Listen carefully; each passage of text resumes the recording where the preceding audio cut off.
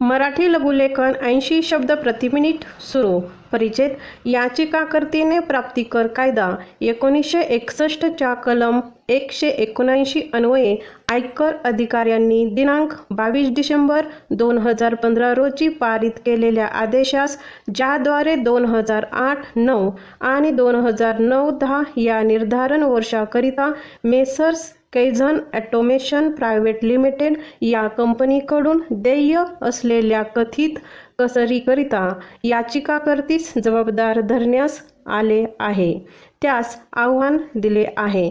प्रस्तुत याचिकेमध्ये प्राप्तिकर विभाग मुंबई येथील प्रधान आयुक्त यांच्या कायद्याच्या कलम 264 अन्वये पुनरीक्षण याचिका फेटाळण्याच्या दिनांक 15 मार्च 2017 रोजीच्या आदेशाला सुद्धा आव्हान देण्यात आले आहे. थोडक्यात नमूद केलेली महत्त्वाची वस्तुस्थिती खालीलप्रमाणे आहे.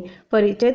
कायद्याच्या कलम 179 अन्वये दिनांक 12 जानेवारी 2015 रोजीची कारणे दाखवा नोटीस याचिकाकर्तीवर बजावण्यात आली, ज्याद्वारे निर्धारित कंपनी तिच्या उपलब्ध पत्त्यावर आढळून आली नसल्याने आणि तसेच उपलब्ध निधी अपुरा असल्यामुळे बँकेच्या खात्यावर टाच आणूनही देयकर वसूल होऊ शकत नसल्यामुळे संचालक या नात्याने याचिकाकर्तीविरुद्ध वसुलीची कार्यवाही का सुरू करण्यात येऊ नये याची कारणे याचिकाकर्तीस देणे आवश्यक होते. अशा प्रकारे रुपये 1404.42 लाख एवढी रक्कम याचिकाकर्तीकडून वसूल करण्याची मागणी केली होती. परिच्छेद. दिनांक 23 ऑक्टोबर 2015 रोजीच्या कारणे दाखवा नोटिसीला उत्तर देताना देयकराची वसुली न करणे याचा संबंध कंपनीच्या कारभारासंदर्भात याचिकाकर्तीकडून झालेल्या पूर्णतः दुर्लक्ष, अपकार्य किंवा कर्तव्यभंग या बाबींशी जोडता येणार नाही, हे सिद्ध करण्यासाठी याचिकाकर्तीने अशी भूमिका घेतली की याचिकाकर्तीस कंपनीची संचालक या नात्याने KAPL च्या फायद्यासाठी विशिष्ट प्रकारे काम करण्याची कोणतीही मोकळीक, अधिकार किंवा स्वातंत्र्य नव्हते आणि कंपनीच्या कारभारावर तिचे कोणत्याही प्रकारे नियंत्रण नव्हते. असे नमूद करण्यात आले की याचिकाकर्तीस स्वतंत्रपणे एखाद्या धनादेशावर स्वाक्षरी करण्याचे, कंपनीच्या वतीने एखादा निर्णय घेण्याचे कोणतेही अधिकार नव्हते किंवा KAPL ने याचिकाकर्तीस आपले कर्तव्य पार पाडण्यासाठी कोणतेही कार्यात्मक नियंत्रण अथवा अवकाश दिले नव्हते. असेही नमूद करण्यात आले होते की याचिकाकर्तीकडे कोणतीही कार्यात्मक जबाबदारी देण्यात आली नव्हती आणि तिला किंवा तिचे पती श्री कामत, जे कंपनीचे भागधारक आणि संचालक होते, त्यांना सुद्धा KAPL मधून कोणतीही माहिती देत नव्हते. परिच्छेद.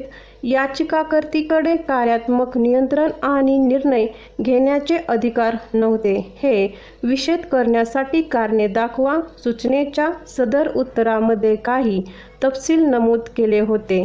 त्या संदर्भात प्रस्तुत याचिकेमध्ये दृढ कथन सुद्धा करण्यात आले आहेत. सुस्पष्टतेसाठी त्याकडे थोडक्यात निर्देश करणे योग्य ठरेल. त्यामुळे निर्धारित कंपनी स्थापन करण्यामागील आणि त्या संदर्भात विविध संस्थांमध्ये करण्यात आलेले करारनामे यामागील पार्श्वभूमी सुद्धा देता येईल. परिच्छेद. याचिकाकर्तीचे पती श्री कामत यांनी बेस्ट, मध्य आणि पश्चिम उपनगरी रेल्वे इत्यादी विविध सार्वजनिक वाहतूक व्यवस्थांमध्ये वापरता येण्यासाठी स्मार्ट कार्ड आधारित उपाययोजना विकसित केल्याचे सांगण्यात आले आहे. याचे यशस्वीरित्या प्रयोग करण्यात आले आणि श्री कामत आणि बेस्ट आणि मध्य रेल्वे यांच्यामध्ये सन 2006 मध्ये करारनामा करण्यात आला. परिच्छेद. बेस्ट आणि रेल्वे यातील प्रकल्प हे बांधा, वापरा, हस्तांतरित करा या तत्वावर कार्यान्वित करण्यात आले आणि त्याकरिता प्रारंभीची गुंतवणूक म्हणून रुपये 50 ते 60 कोटी इतक्या निधीची आवश्यकता होती. खलीज फायनान्स अँड इन्व्हेस्टमेंट यापुढे KFI असे संबोधण्यात आले आहे. या बहारीन येथील नोंदणीकृत कंपनीने सदर प्रकल्प काही अटींवर गुंतवणूक करण्याची तयारी दर्शवली, ज्याद्वारे सदर प्रकल्प चालवण्यासाठी एखाद्या विशिष्ट उद्दिष्ट उपकंपनीचा समावेश करावयाचा होता. परिणामी दिनांक 30 मार्च 2006 रोजी KFPL चा समावेश करण्यात आला. KFI ने तिच्या AFC सिस्टम लिमिटेड यापुढे AFC असे संबोधण्यात आले आहे.